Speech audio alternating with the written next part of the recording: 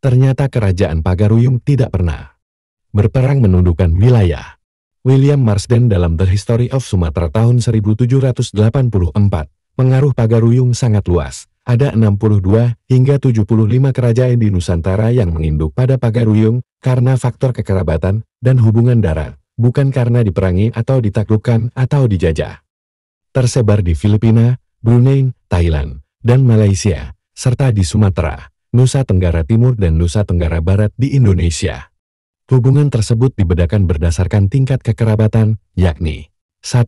Sapiah balahan kerabat dari garis keturunan perempuan.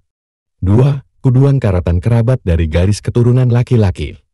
3. Tapak radai, timbang pacahan, orang-orang besar, raja-raja di rantau, datuk-datuk dan perangkat kerajaan yang diangkat dan diberi penghormatan oleh Raja Pagaruyung. Rantau bermana daerah yang disebut Rantau Minangkabau.